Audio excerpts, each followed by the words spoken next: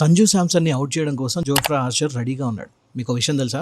Last 5 ఇన్నింగ్స్‌లో Jofra Archer 3 సార్లు Sanju శాంసన్‌ని out చేశాడు. ఎలా అనుకుంటున్నారా? షార్ట్ బాల్ వేసి డీప్ స్క్వేర్ లెగ్ దగ్గర క్యాచ్ ఔట్ చేయాలనేది అతని ప్లాన్. అండ్ ఈసారి కూడా అదే ప్లాన్‌తోనే వస్తూ ఉన్నాడు. సో మరి సంజు శాంసన్‌కి ఇది ఒక పెద్ద థ్రెట్ అవుతుందా అంటే మాక్సిమం ఛాన్సెస్ ఉన్నాయి. అలా అని చెప్పేసి ప్రతిసారి జరిగే అవకాశం కూడా లేదు. ఎందుకంటే లాస్ట్ మ్యాచ్ కూడా చూసుకుంటే సంజు శాంసన్ చాలా కంపోజర్‌తోని చాలా కంట్రోల్‌గా ఆడాడు.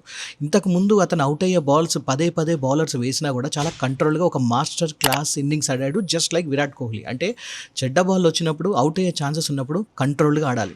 అండ్ అంతేకాదు 12th ఓవర్ దగ్గర నుంచి 19th ఓవర్ దాకా ఒక్క ఏరియల్ షాట్ కూడా ఆడలేదు సంజు శాంసన్. సో ఇది కూడా ఒక మంచి పరిణామం అని చెప్పి అనుకోవచ్చు. సో సంజు శాంసన్ ఈసారి కూడా మంచి అవకాశాన్ని యూటిలైజ్ చేసుకోవచ్చు. టాప్ ఆర్డర్ ఓపెనింగ్ బ్యాట్స్మెన్గా వచ్చిన అతను ఫినిషర్ దాకా ఉంటే గనక ఇండియా మ్యాచ్ గెలవడం ఎవ్వరూ ఆపలేరు. అండ్ నెక్స్ట్ వచ్చేసి మన హార్దిక్ పాండ్యాకి కూడా ఒక పెద్ద డేంజర్ ఉన్నారు. ఒక బౌలర్ అతన్ని అవుట్ చేయడానికి రెడీగా ఉన్నారు. అది ఎవరనేది నెక్స్ట్ వీడియోలో చెప్తాను. మిస్ అవ్వకుండా చూడాలనుకుంటే ఇప్పుడే సబ్స్క్రైబ్ చేసుకోండి.